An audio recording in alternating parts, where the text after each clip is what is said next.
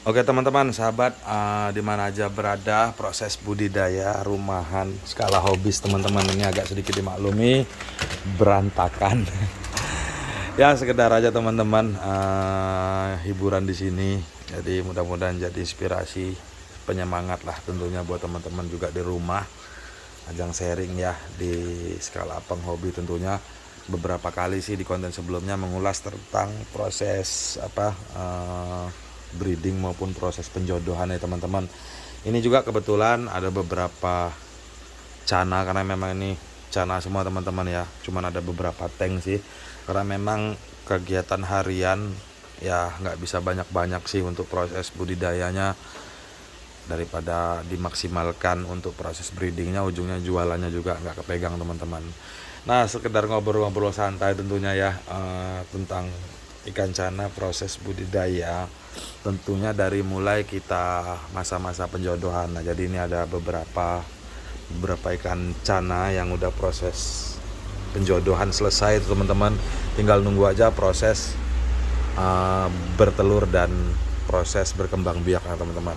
Nah ini kebetulan ada cana andrau teman-teman, di sini juga ada cana andrau, di sini juga ada cana andrau. Langsung kita bahas aja ya apa yang ada di sini. Tentunya cana andrau itu biasanya mulai size 8 9 dia sudah mulai bisa kita jodohkan dan mulai bisa bertelur.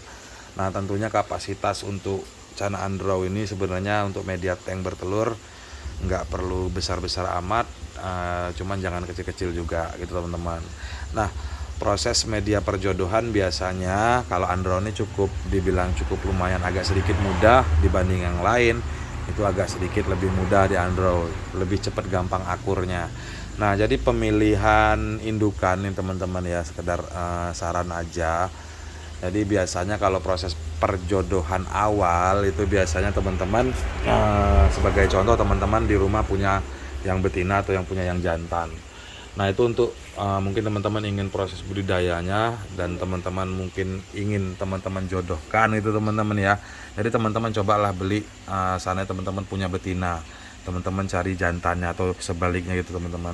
Nah itu biasanya pemberlakuan seperti itu biasanya perlu pengenalan atau penyekatan dahulu teman-teman. Nah jadi dilakukan pendampingan, itu biasanya proses penjodohan itu biasanya kurun waktu 1 bulan sampai 3 bulan. Kita ambil panjangnya aja teman-teman, karena memang perjodohan ikan cana ini perlu pemerhatian full dari kita sendiri teman-teman.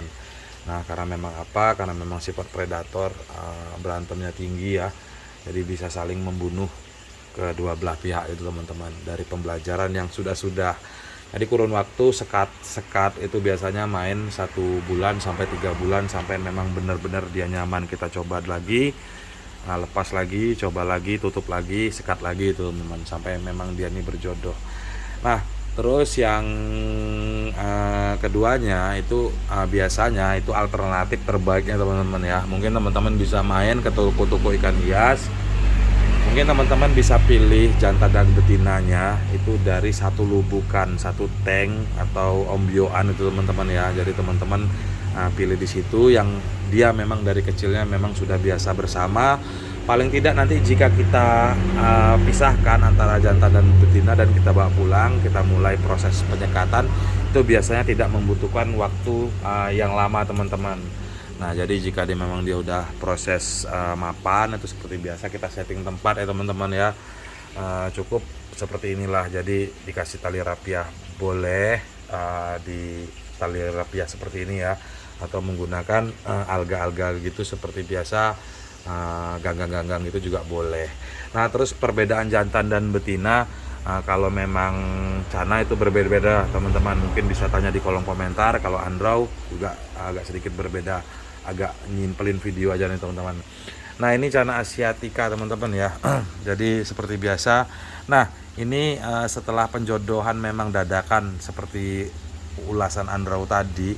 Setelah dia bertelur saya gagal cek, karena memang agak sedikit belum tahu tadinya kok tiba-tiba langsung tadi ngecek tuh ada anak lah itu teman-teman. Tiba-tiba udah tahu, yang saya lihat si jantannya hancur itu teman-teman. Nah jadi saya pisah dahulu, karena memang perjodohan istilah propen itu berbeda-beda di setiap ikan cananya. Dan mungkin untuk pertanyaan lainnya mungkin teman-teman bisa tanya di kolom komentar. Nah terus kita ngobrol lagi tentang cana yang lainnya. Nah di sini proses perjodohan cana pulkra teman-teman. Nah cana pulkra ini tergolong cana yang paling ribet, paling sulit untuk dijodohkan karena memang sifat jahat, sifat penyerangnya sangatlah tinggi. Jadi proses penjodohan memang sangat sekali sulit teman-teman. Saya sendiri aja sudah buang-buang bakal indukan tuh mungkin udah nggak terhitung lagi, jadi kematian. Jadi coba 10 pasang, mungkin 2 pasang yang jadi.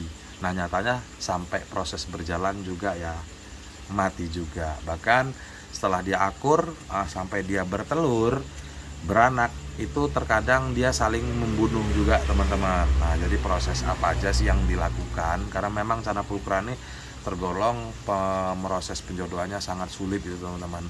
Nah jadi tentunya pengawasan dari kita juga perlu super ketat itu teman-teman, apalagi proses penjodohan, apalagi mulai pembukaan sekat itu teman-teman ya. Upayakan ikan-ikan ini saat kita buka sekat, upayakan posisi pada kenyang, pada makan kenyang gitu teman-teman ya. Nah terus ini juga di sampingnya cana pulkra juga. Nah ini udah berhasil proses penjodohannya, cuman ini si betinanya yang jantannya kayaknya nyumput di belakang itu teman-teman. Karena memang dari perjuangan lah ya, dari hasil pembelajaran ya, kita tahu pengalaman di situ. Nah jadi sengaja memang bikin konten ini tentunya buat dokumentasi ya, buat semangat buat teman-teman juga, karena memang jadi semangat lah tentunya ya. Nah jadi di sini juga penjodohan cana pulkra juga sebenarnya banyak teman-teman cana yang lain yang bakal dibreedingkan, karena memang keterbatasan saya di sini. Terkadang penjodohan selesai, orang datang ke sini tiba-tiba ditawar cocok harga, berangkatin gitu teman-teman. Nah kalau ngobrol-ngobrol tentang cana sis jumbo yang lainnya seperti YS, karena memang agak sedikit jarang ya untuk proses penjodohan di cana YS, karena memang cana YS ini bukan nggak bisa teman-teman, semua pasti bisa, cuman space tempat itu perlu banget yang besar kalau untuk cana YS dan sejenisnya itu teman-teman. Saya sudah coba untuk melepas di kolam di rumah. Untuk penjodohannya itu di kolam teman-teman. Kalau di akuarium besar kemungkinan kecil sekali untuk dia jadinya gitu teman-teman, karena cukup lumayan lama juga untuk coba-coba prosesnya. Nah ini indukan sudah bertelur di video sebelumnya tadi teman-teman, jadi kurang lebih hampir 100 lah. Ini barusan penjodohan awal, nggak nyampe deng, kurang lebih hampir 60 atau 70 ekoran gitu. Nah ini mudah-mudahan teramati. Tentunya proses budidaya ini kita amati dahulu dari kualitas indukan yang pertama, terus yang kedua dari cikal bakal indukan tersebut. Pengawasan yang diperhatikan juga dari dasar-dasar tersebut teman-teman. Nah mungkin untuk hal lebihnya, nyingkat-nyingkat video, mungkin teman-teman bisa meramaikan lah, tanya di kolom komentar. Aduh remek nih teman-teman, mudah-mudahan cepat sehat, mudah-mudahan mulai penjodohan kembali. Nah ini tadi penyikapan tentang penjodohan baru, tentunya pengawasan yang kurang pengawasan gitu teman-teman, karena memang kenapa harga cana ini memang ya relatif harganya memang ya tergolong di atas rata-rata, apalagi cana andrau ya. Apalagi andrau ini untuk kapasitas anak nggak sebanyak dengan cana-cana lain, karena memang kategori cana kerdil ya teman-teman. Jadi cana yang maksesnya kecil, otomatis juga anak-anaknya juga nggak banyak. Nah jadi sekedar ini juga baterai udah low banget teman-teman.